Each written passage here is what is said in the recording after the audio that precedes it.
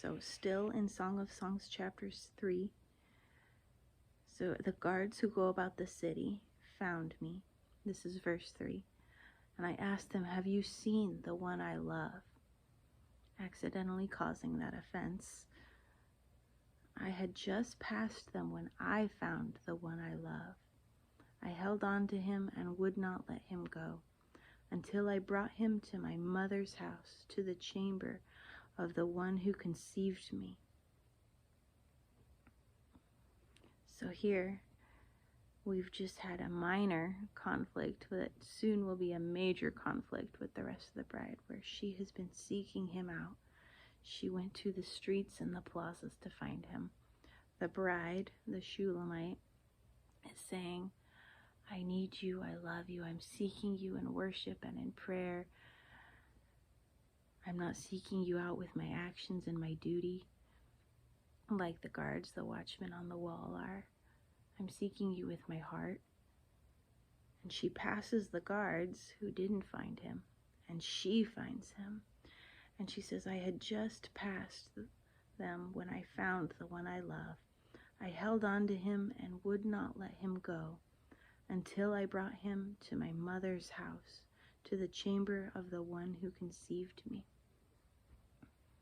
So that you don't misunderstand that she's not saying to the guards, I know him better than you, shame on you. It's actually, have you seen the one I love? It's an invitation. I know him well. Yes, you know his laws and his statutes, his rules. You're great at enforcing them. Do you know his heart? Do you know his desires? Do you know the way he heals? Yes, you have lived your whole life in his service, but have you let him serve you? It's totally different. It's from the perspective of the gospel. It's the actual understanding that he came to serve us and love us and wash us, and we had nothing to offer, that our duty is just filthy rags. The best of what we have to offer him is filthy rags, and he takes them and exchanges them for righteousness, for his own self. He gives us his own self. Just operating in the gospel will cause offense to those who are our brothers and sisters, but have either forgotten the gospel or they're just caught up in a religious spirit, or they've never really understood the gospel. And she says, when I found the one I love, I held on to him and would not let him go. When you've been seeking God and you actually encounter him,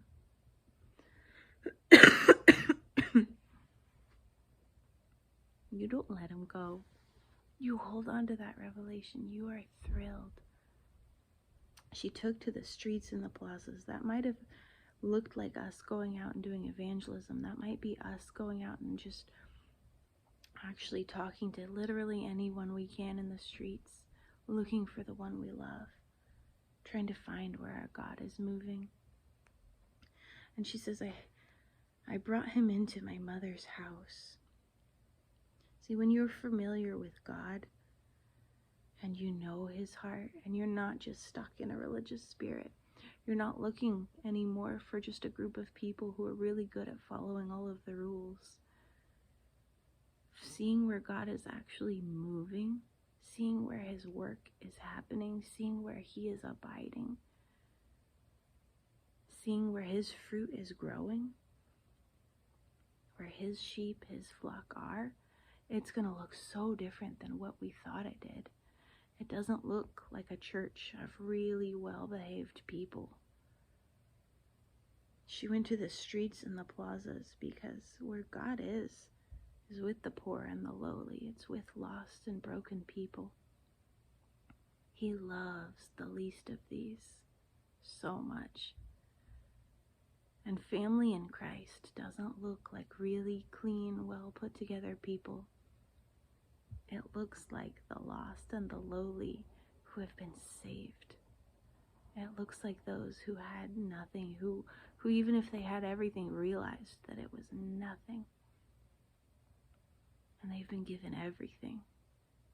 And the rest of the world might look at them and say, no, you don't have anything. You're empty-handed. What are you talking about? But when you possess the King of Glory's heart, you have everything.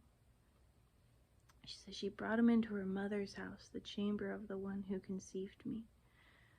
That's that moment where we go, I found where God is moving and what he is doing.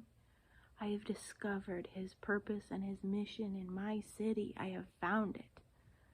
I have discovered where the Spirit of God is moving. And it doesn't look like what I originally thought it would look like, but he's moving here and he's doing something here. And he's let me discover it. He's let me see it. I've been pursuing him in worship and prayer, and now I can see what the will of God is in my city, in my streets, in my town. And I'm bringing it to my church, my mother's house, the house full of my brothers and sisters. I'm bringing this into my home. The Spirit of God is moving, and I must have it here with me in my church. I must share this with all of my brothers and sisters. I want them in on what he's doing. We can't operate as a lone ranger. We can't operate as this single solo person fighting the war, the tip of the spear, doing it alone. We're not called to that. God sent us out 2 by 2. And the way he designed the church, the way he built the bride, it's supposed to look like family. The reason he is the Father and his relationship with himself is a father and a son. The reason we are called the bride, the reason we turn to him as a father is because this is family. We are family, and we are called to operate as family.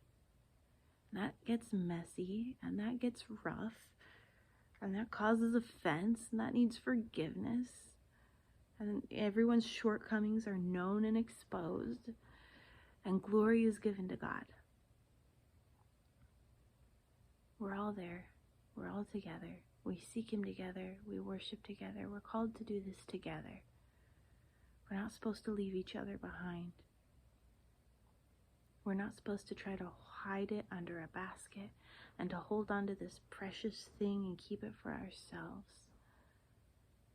We're called to run together, just like we referenced in the very beginning. We want to run together and be drawn together in ministry. We are not just a solo bride, we are a corporate bride. And it's not just one church, every church. It's not just one group of believers. We are family. We are in the family of God. We are adopted. When we read about the first being the last and the last being the first, it's because we're all on the same playing field. If you think that you are elevated, you're not. If you think that you're disqualified, you're not. We're all here. We all have nothing. We're all naked and bare before God with absolutely nothing to offer. And so we worship. And he comes and he washes us. We're all filthy. The only thing we have is filthy rags. And the divine exchange happens. We lay them down at his feet. What little bits of nothing that are filthy and awful, he takes and he clothes us in righteousness. And he longs for us as a bride because he longs for us as a family. God is building a family, a bride that operates as family, as a bride. Not a lone ranger, lone soldier. And her immediate charge to the young women of Jerusalem, she has brought him in to the inner chamber of her church, brought him into the inner chamber of her home. He's welcome everywhere. There's not a room, there's not a place in my church and in my house where he isn't welcome, and I've brought him in. And I want everyone to have the same relationship with him that I have. I want everyone to know him, to know his heart, to not be disqualified by religion anymore. says, young women of Jerusalem, I charge you by the gazelles and the wild does of the field, do not stir up or awaken love until the appropriate time, or until it desires, or until it delights. Because that word there, appropriate time, is translated as delight and desire. And this is the same refrain that she's done before and will do again. It says, you must grasp. You must, in order to do this, grasp the delight of God in you, even though you have nothing to offer, and the delight of God in others, even though they have nothing to offer. You must understand this. So here I'm going to explain this little bit where it says, by the gazelles and wild does of the field, because that is a curious statement. But as somebody who has followed the shepherd up the mountain, who's left the field, she says, by the gazelles and the wild does of the field. It's because that's who she was at one point in time. That's who we all were. We were lost and wild, not part of a flock, not following a shepherd. We were where we thought we were comfortable, where we thought we were happy, and we weren't. But when you see the shepherd moving, when you follow your desire for him, when it wakens, and you realize, I would rather follow him in this hard place up a steep mountain than stay in this comfortable field, you'll need the revelation that I needed. You will come face to face with your own sin, with your own disqualifications, with your own fears. You will come face to face with the offense of others as you go on this journey. And you must be equipped with this, to face all of those things, to face the fact that my fear paralyzes me and I can't move, to face the fact that my sin completely disqualifies me from even being in communion with you, to face the fact that I will have to have all of this judgment passed on me by other religious members of my own family, my own corporate bride that I'm a part of. You must grasp his delight, because we're all going to make these mistakes. And let him show you that yes, your sin disqualifies you, and I delight in you. He loves you so much. Just like he loves those wrong-minded people in the church who don't yet understand what relationship with God really looks like, how he really washes, how he really heals, how we are all really disqualified, how we have all broken the law, how we have all fallen short.